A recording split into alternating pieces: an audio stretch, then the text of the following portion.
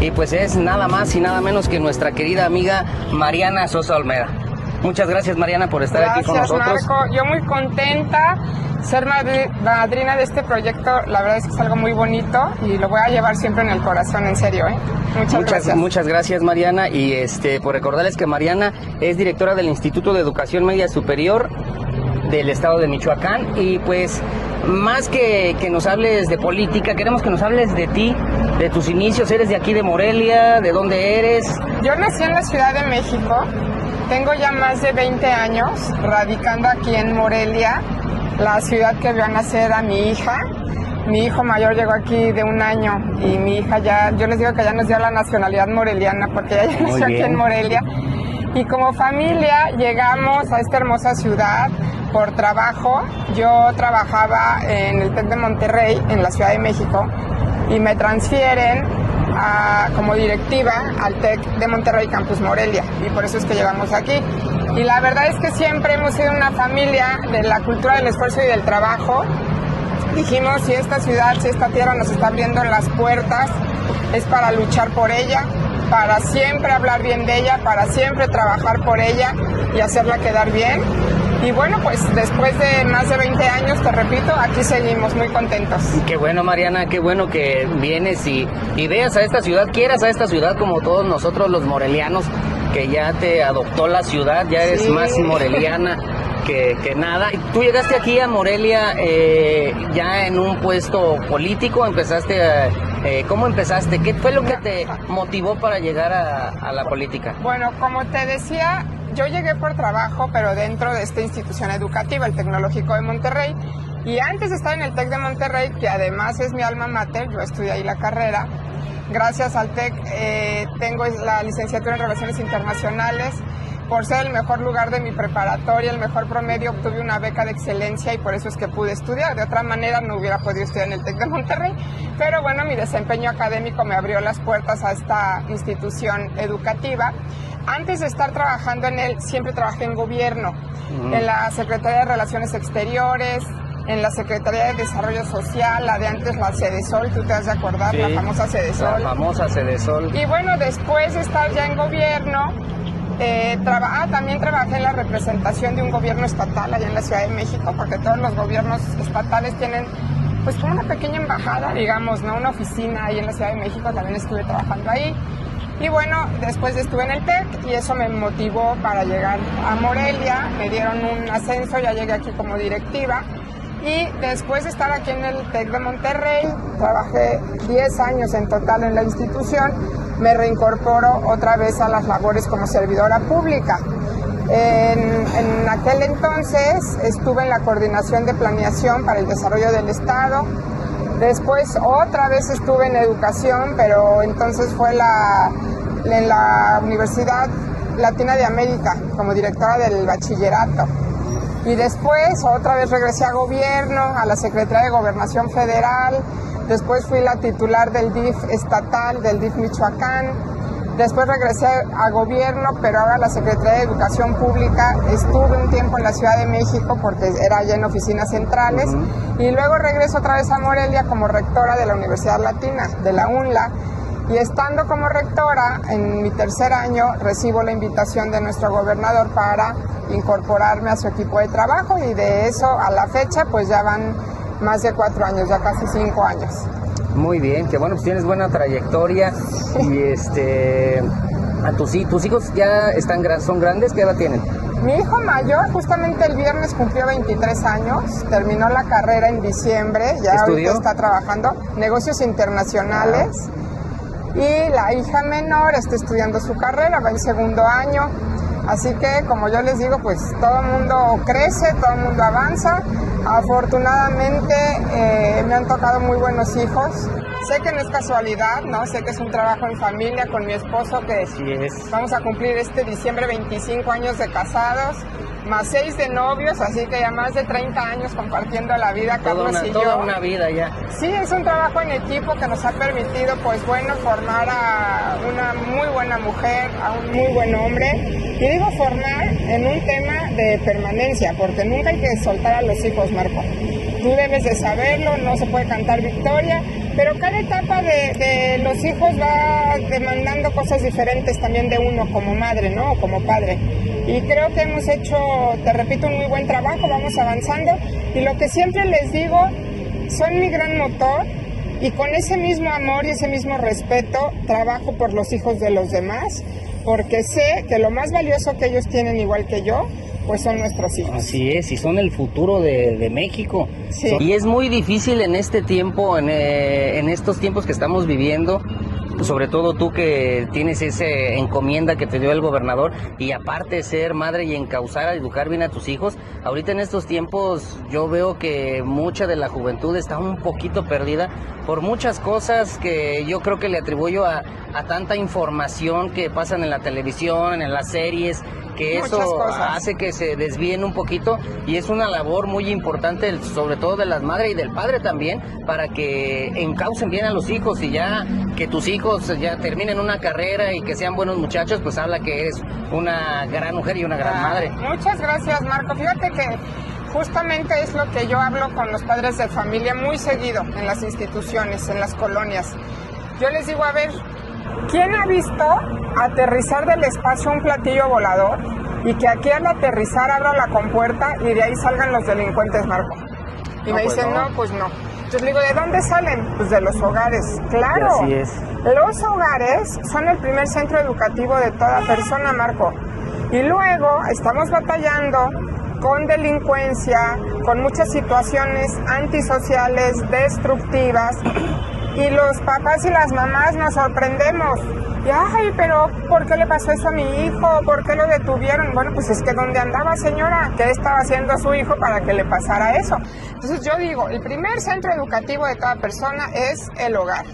El segundo hogar es la escuela. Sí. Y debemos de trabajar en mancuerna perfecta. No podemos en la casa ser omisos a esa primera educación formal que deben de tener nuestros hijos en valores, la educación en la conducta, la educación para que sean bien aceptados en la sociedad, ¿verdad? Que no tengan conductas antisociales. Así es. Y en la escuela necesitamos también reforzar no solo la parte técnico-educativa, la formación integral.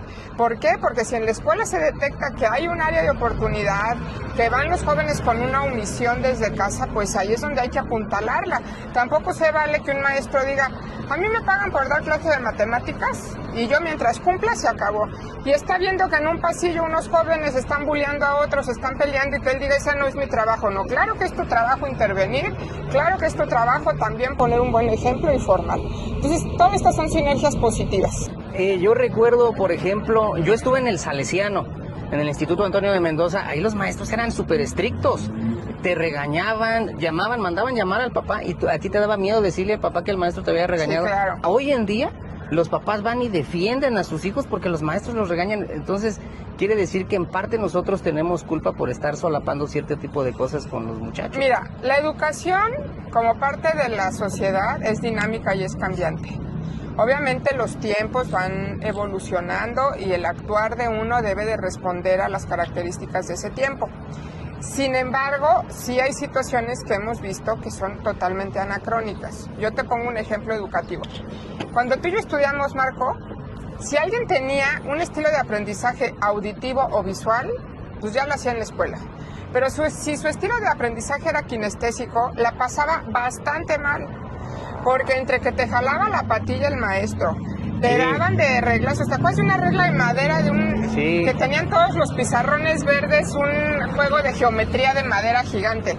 Pues con la regla, te ponían orejas de burro, te mandaban a la dirección, o sea, eso pensar hoy en día, pues ya atenta hasta contra los derechos humanos. Entonces te decía que la educación necesita ser pertinente a las necesidades, pero tampoco se puede caer en una manga ancha de tal manera que aquí ya todo el mundo hace lo que quiere, porque cuando no hay límites la educación no se concreta como debe hacerse.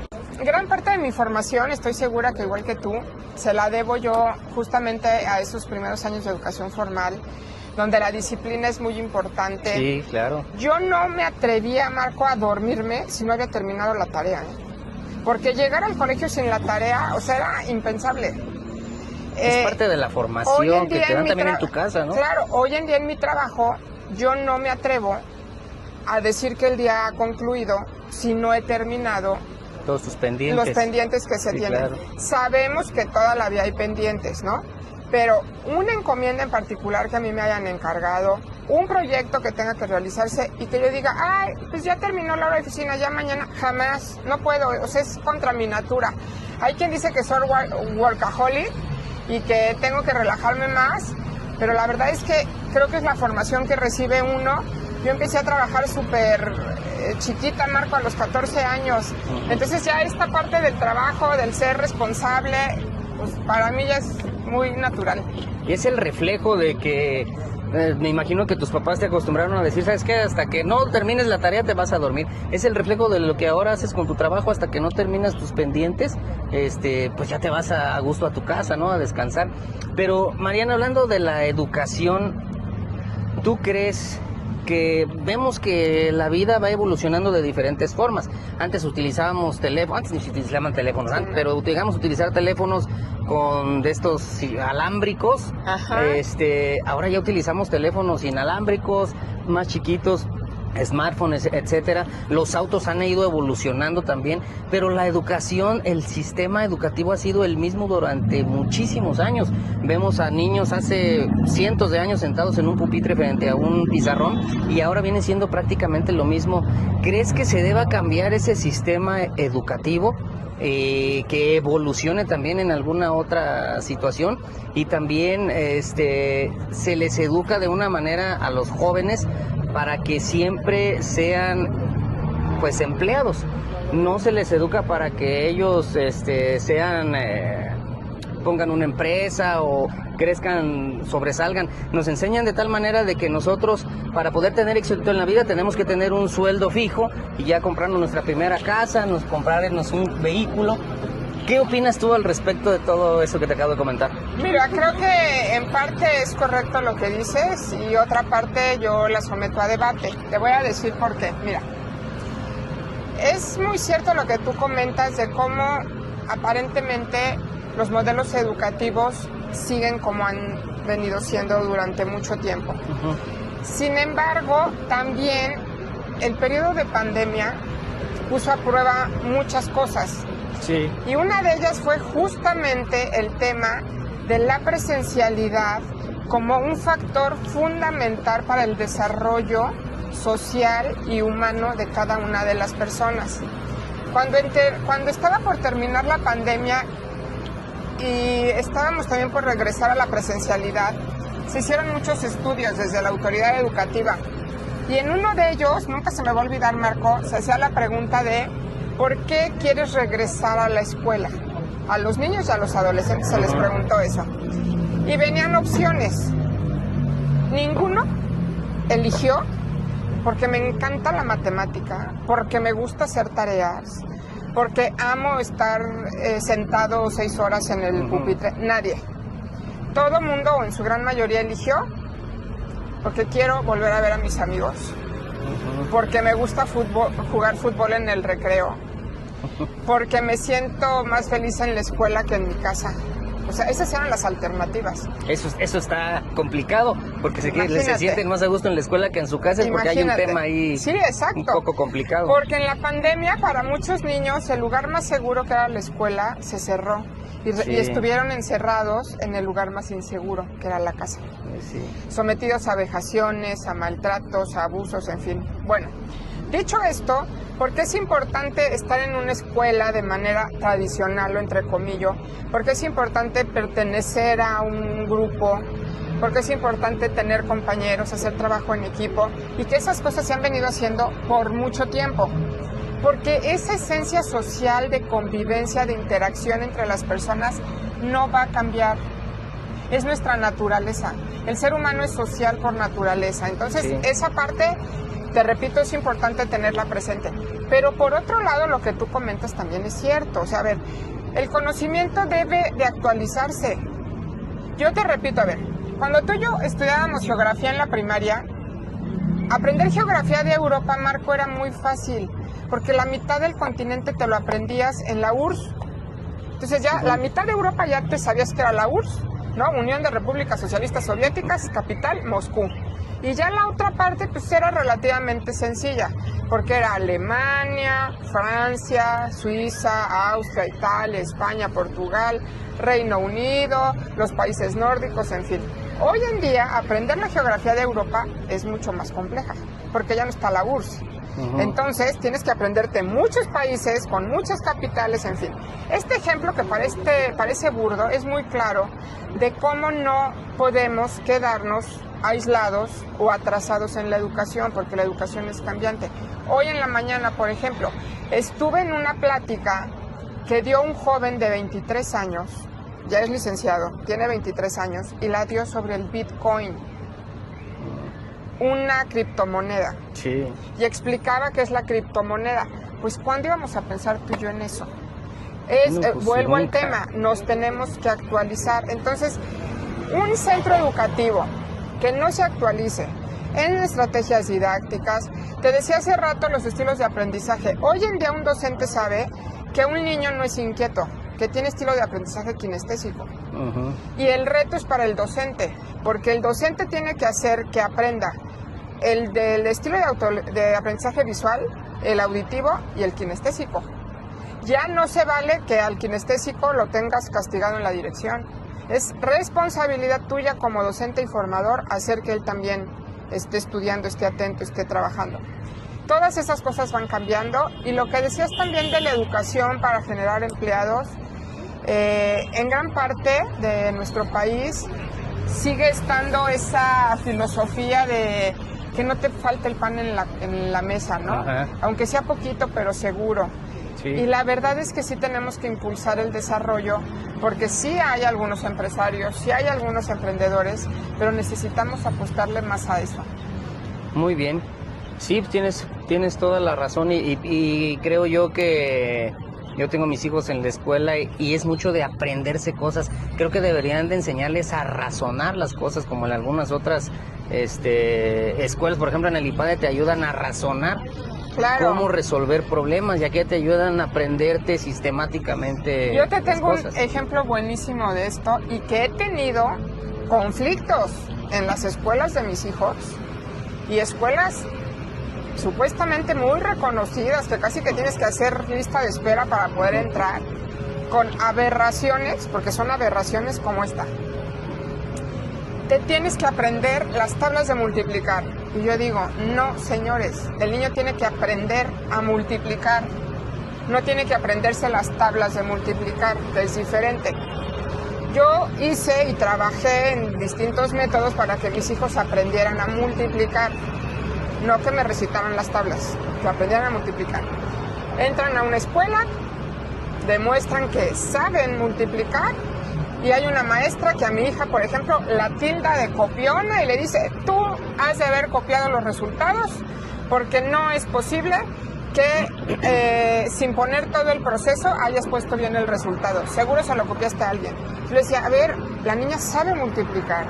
La niña no necesita estar haciendo el examen y estar 2 por 1, 2, 2 por 2, 4, 2 por 4, hasta que llegue al 2 por 7, 14, ¿no? Ella sabe multiplicar porque tiene ese pensamiento lógico, matemático. Entonces, eso que tú dices, Marco, es muy cierto. Desde ahí están los vicios de origen. Las mamás que platican, ¡ay, ya fulanito se aprendió la tabla del 4! No se tiene que aprender la tabla del 4. Tiene que aprender a multiplicar, y va a aprender a multiplicar cualquier número. Entonces, esos vicios sí existen y hemos estado trabajando también para quitarlos. La comprensión lectora. Es muy difícil que el joven, que el niño entienda lo que es comprensión lectora. Y yo te pongo otro ejemplo. Les haces una evaluación y le puedes decir, circula la respuesta correcta. Ah, pues como no leen, ellos tachan, palomean, subrayan, y dice circula. Sí. ¿Sí me explico?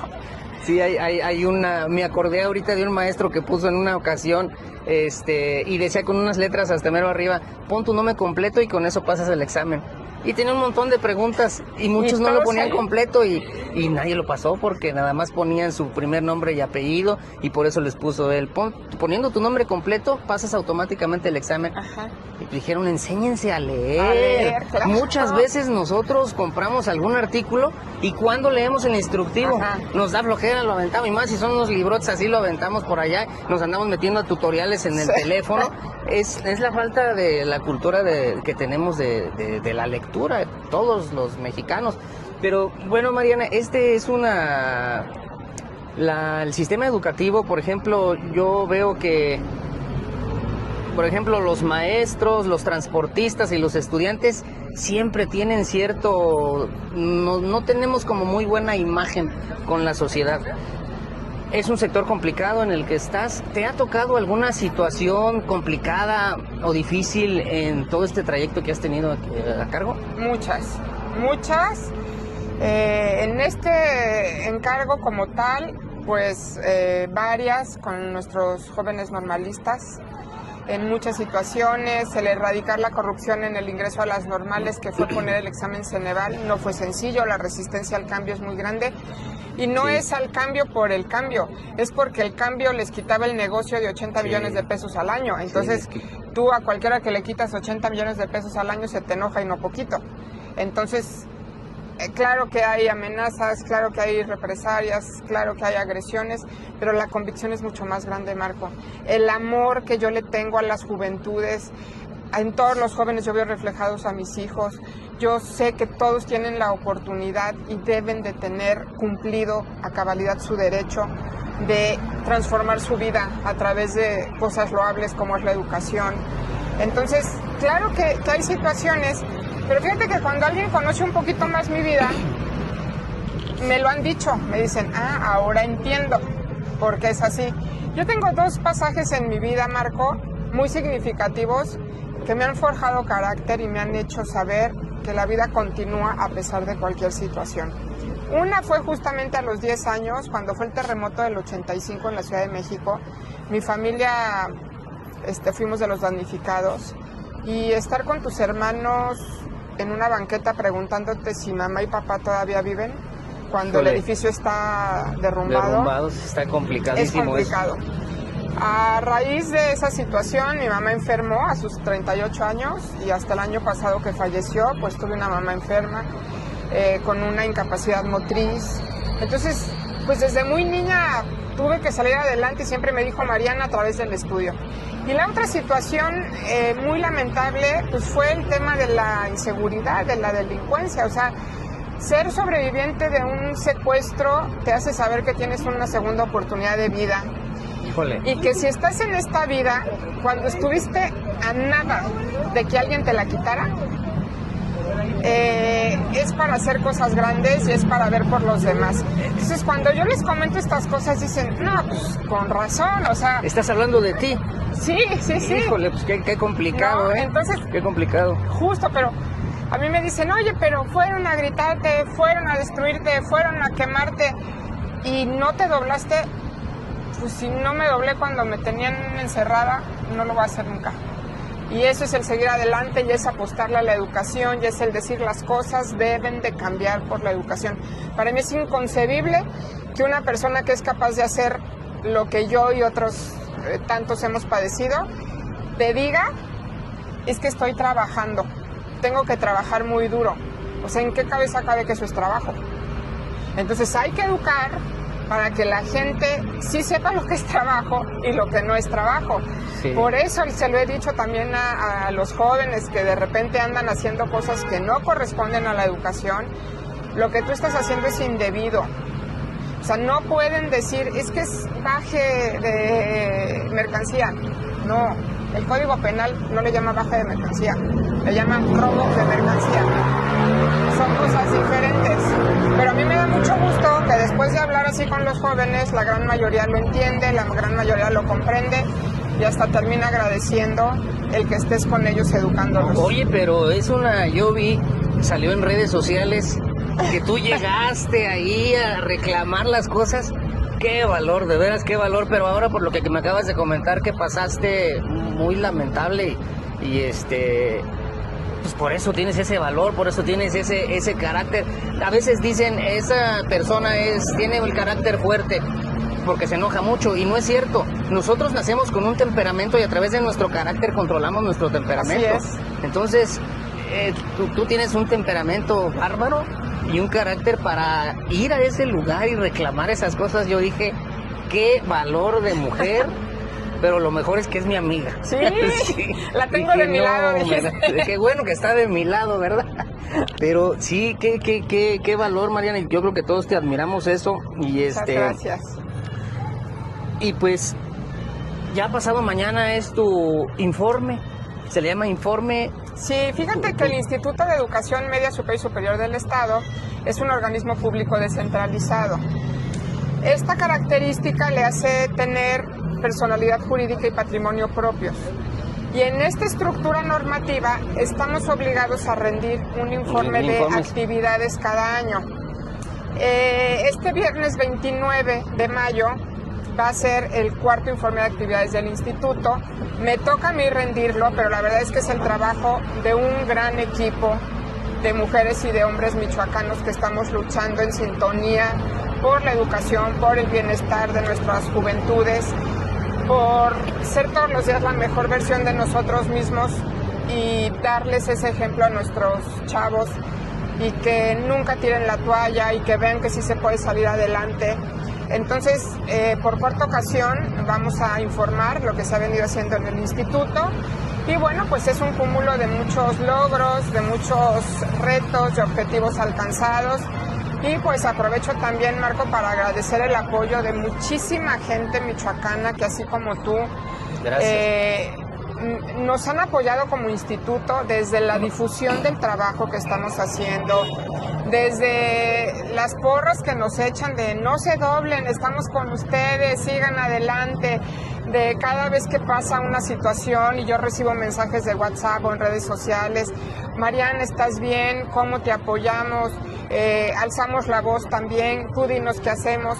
Entonces, este es un trabajo de todos en su conjunto, es un gran logro de todos y es, por supuesto, también que se deriva de la visión de un liderazgo que vea la educación como la única vía para transformar. ¿Cuál crees que sea el principal logro de este cuarto informe que vas a tener?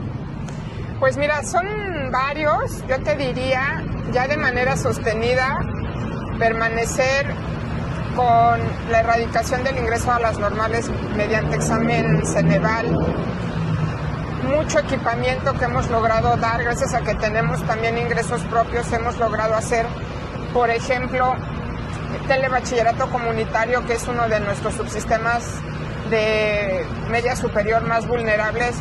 Tienen ya libros de texto que nunca habían tenido estos jóvenes, libros de texto. Y ahora a lo mejor dicen, pues como un libro de texto, deberían tener una tableta, ¿no? Bueno, en este subsistema el tener libro de texto ya es un gran paso.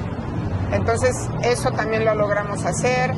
La salud financiera que continúa también de manera sostenida en todas nuestras instituciones.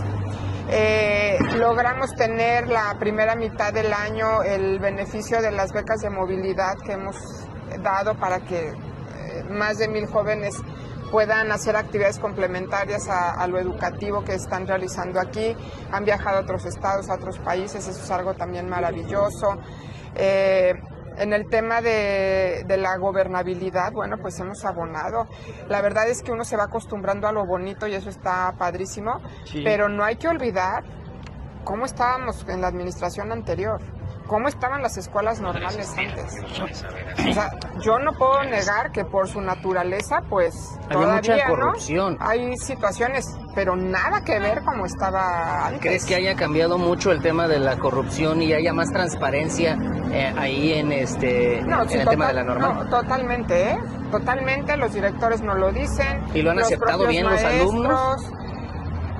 Pues bueno, ahorita ya tenemos, te voy a decir una cosa, a puros jóvenes que entraron con examen Ceneval. Ya no hay nadie que haya entrado con el mecanismo de corrupción anterior. Entonces a estos jóvenes yo hablo con ellos y yo les digo, ¿cuánto tuviste que pagarle a alguna autoridad o a alguien para entrar? Y su respuesta siempre es nada. Qué bueno, qué bueno. Pues Mariana, nos dio mucho gusto tenerte aquí, conocimos un poco más de la parte humana de tus inicios, gracias. De ti, de tu familia. Muchas gracias por acompañarnos a esta primera emisión. Y no sé si quieras agregar algo más. Pues decirles que cuentan siempre con Mariana Sosa, una mujer que viene de la cultura del esfuerzo y del trabajo, una mujer que ama profundamente la educación como una herramienta transformadora, que amo a las juventudes porque en ellas están mis hijos y quiero lo mejor para todos, en verdad. Y que cuenten siempre conmigo, que vamos a seguir trabajando, y agradezco enormemente su apoyo porque sé que es legítimo y lo llevo en el corazón. Muchísimas gracias a todos. Pues muchas gracias, Mariana, muchas gracias a todos por vernos. Esto fue Morelia en Movimiento y los esperamos la semana siguiente. Gracias. Bye bye.